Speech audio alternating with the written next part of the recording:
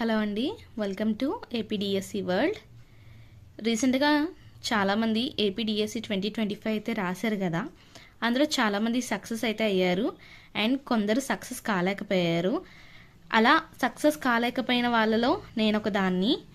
So నేను వచ్చేసి APDSC 2025 exam అనేది రాయడం జరిగిందండి.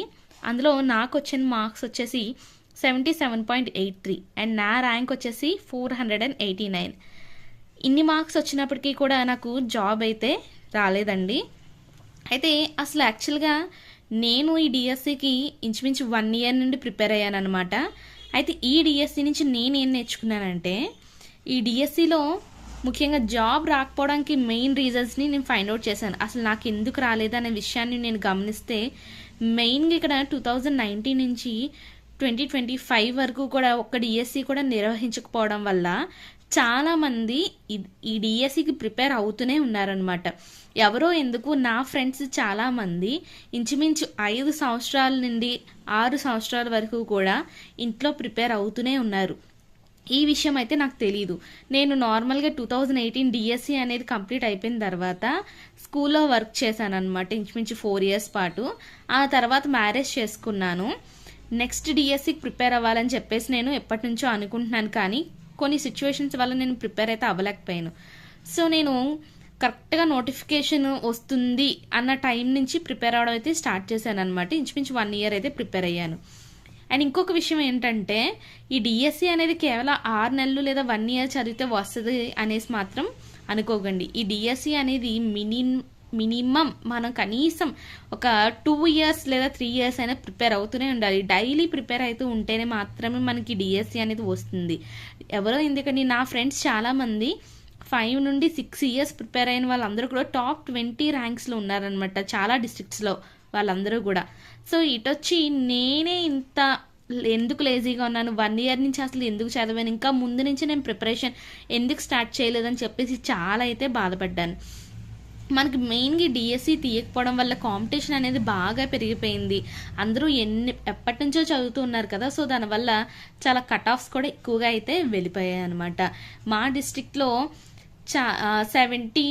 70+ వచ్చిన వాళ్ళు ఎవరికి కూడా జాబ్స్ రాలేదండి. మ్యాక్సిమం 80 వచ్చిన వాళ్ళకి మాత్రమే జాబ్స్ అనేవి రావడం జరిగాయి. రిజర్వేషన్ కేటగిరీస్లో అక్కడక్కడ 78, 79కి అయితే జాబ్ రావడం జరిగిందనమాట. యాక్చువల్గా నాకు వచ్చిన మార్క్స్ చాలా మంచి మార్క్స్ అని చెప్పేసి చాలామంది అయితే అన్నారనమాట. కన్ఫామ్గా జాబ్ వస్తుందని చెప్పేసి చాలామంది అయితే చెప్పడం జరిగింది. సో దానివల్ల నేను హోప్స్ అయితే బాగా పెంచేసుకున్నాను. అయితే నా ర్యాంక్ మెరిట్ లిస్ట్ రిలీజ్ అయింది కదా మనకి 22 August 11 o'clockకి. అప్పుడు నా ర్యాంక్ చూసి ఎవరైతే నాకు కన్ఫామ్గా జాబ్ వస్తుందని చెప్పారో వాళ్ళే ఆశ్చర్యపోయారు అనమాట. ఇదేంటి ఇంత ఎక్కువగా ర్యాంక్ వెళ్ళిపోయింది అని చెప్పేసి. జస్ట్ 0.01లో కూడా మార్క్స్లో జాబ్ మిస్ అయిన వాళ్ళైతే ఎంతోమంది ఉన్నారండి. ఆ విషయం మీకు కూడా తెలుసు. అండ్ ఇప్పుడు మనము ఆ మెరిట్ లిస్ట్ చూసుకొని, మెరిట్ లిస్ట్ ఎప్పుడైతే రిలీజ్ అయ్యి మన ర్యాంక్స్ మనం చూసుకున్నామో మనకు అర్థమవుతుంది కదా మనకు జాబ్ వస్తుంది రానిది అనే విషయము. నేను కూడా అలాగే చాలా అంటే చాలా ఫీల్ అయ్యాను.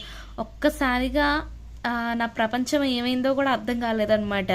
ఇంత హెవీ ర్యాంక్ ఎందుకు వెళ్ళిపోయింది, ఇంత ఎక్కువ ర్యాంక్ ఎందుకు వచ్చేసింది అన్న బాధలో ఇంచుమించు 1 వారం రోజుల పాటు బాధపడుతూనే ఉన్నానన్నమాట.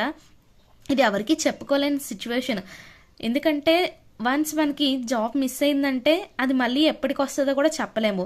ఆ డిఎస్సి నోటిఫికేషన్ ఎప్పుడు ఉంటుందో కూడా తెలియదు అనమాట. జస్ట్ పాయింట్స్ డిఫరెన్స్లో నా యొక్క ర్యాంక్ చాలా దూరం వెళ్ళిపోయింది. అసలు చాలా దగ్గరలో నేను జాబ్ని అయితే మిస్ అయ్యేదండి. తర్వాత కట్ ఆఫ్స్ మనకి యూట్యూబ్లో డిస్కస్ చేస్తూ ఉంటారు కదా, అటు కట్ ఆఫ్స్లో చూసుకుంటే నాకు 0.7 మార్క్స్తో నా జాబ్ అయితే నేను మిస్ అయ్యాను అనమాట. చాలామంది సెకండ్ కౌన్సిలింగ్ వరకు వెయిట్ చేయి, థర్డ్ కౌన్సిలింగ్ వరకు వెయిట్ చేయని చెప్తూనే ఉన్నారు, కానీ నాకు ఇంకా అసలు హోప్స్ అనేవి లేకుండా పోయాయి. అసలు చాలామంది చాలా రకాల మాటలు అయితే అన్నారనమాట. ఫస్ట్ ఆఫ్ ఆల్ మా హస్బెండ్ వచ్చేసి ఆయన కొంచెం ఫీల్ అయ్యారు, కానీ ఏమన్నారంటే, నీ ఇష్టము, నువ్వు మళ్ళీ ఏం చేయాలనుకుంటే అదే చెయ్యి, నువ్వు ఒకవేళ ప్రైవేట్ స్కూల్కి వెళ్తానంటే వెళ్ళు, లేదు నేను మళ్ళీ ప్రిపేర్ అవుతానంటే ప్రిపేర్ అవ్వని చెప్పేసి చాలా పాజిటివ్గా అయితే నన్ను సపోర్ట్ చేశారు.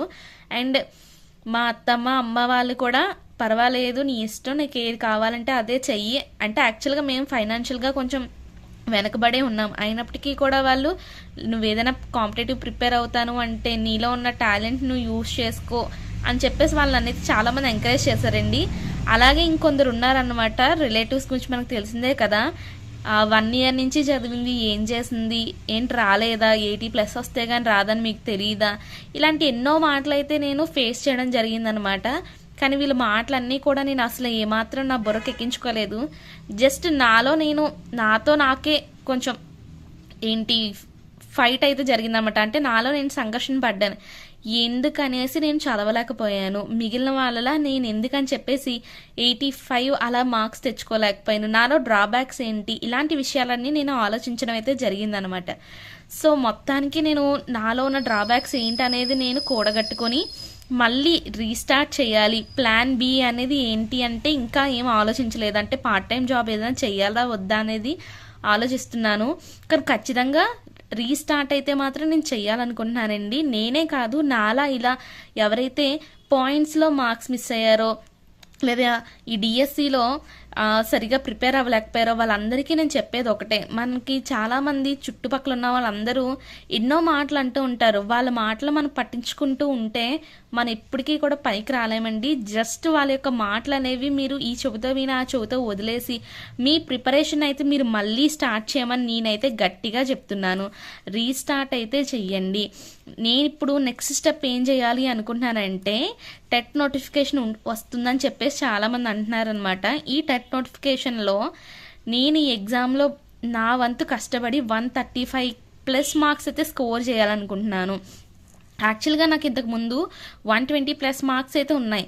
కానీ ఇదే 135+ నాకు ఇంతకుముందు టెట్లో వచ్చుంటే కనుక నేను ఈరోజు జాబ్లో ఉండేదాన్ని కదా అని చెప్పేసి ఒక బాధ అయితే నాలో ఉందన్నమాట.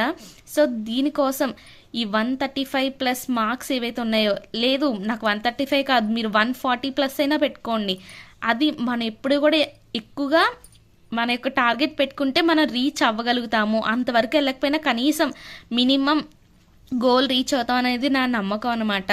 సో అందుకని చెప్పేసి నేను మీ అందరికీ ఇచ్చే సజెషన్ ఏంటంటే, దయచేసి ఎవరు కూడా నిరుత్సాహపడి మీరు ప్రిపరేషన్ అయితే ఆపేయకండి. డిఎస్సి ప్రిపరేషన్ అనేది చేస్తూనే ఉండండి. మీరు ఒకవేళ పార్ట్ టైం జాబ్ చేసుకున్న, ప్రైవేట్ స్కూల్కి వెళ్తున్నా సరే డైలీ ఒక 3 to 4 అవర్స్ ప్రిపేర్ అవ్వడానికైతే ట్రై చేయండి. నేను ఇంతకు ముందు చేసిన మిస్టేక్ మీరు చేయొద్దు.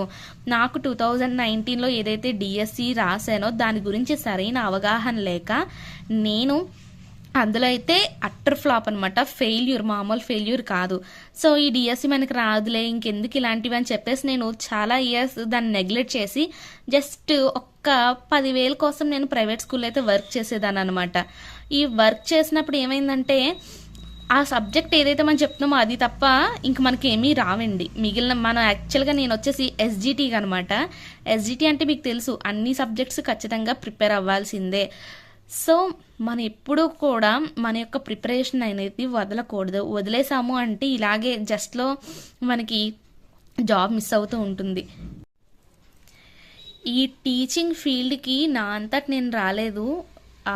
ఇంట్లో వాళ్ళ సజెషన్స్ వల్ల నేను ఈ టీచింగ్ ఫీల్డ్లోకి రావడం అయితే జరిగిందండి.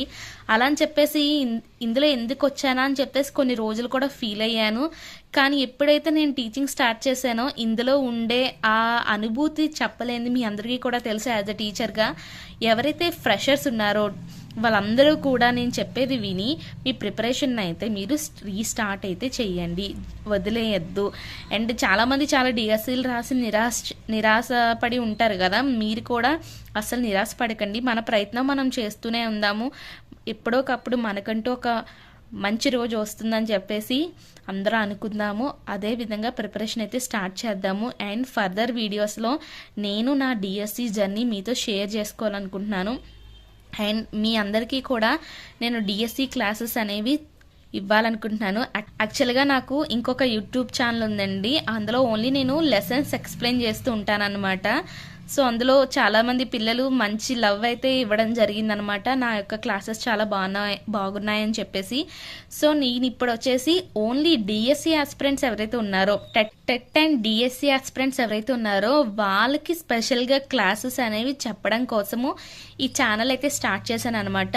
మీ అందరికీ కూడా మోటివేషనల్గా అనిపిస్తే, యూస్ఫుల్గా అనిపిస్తే సబ్స్క్రైబ్ చేయడం అస్సలు మర్చిపోవద్దు. అండ్ నా డిఎస్సి జర్నీలో మీరు కూడా ఒక పార్ట్ అవ్వాలని చెప్పేసి నేను కోరుకుంటున్నానండి.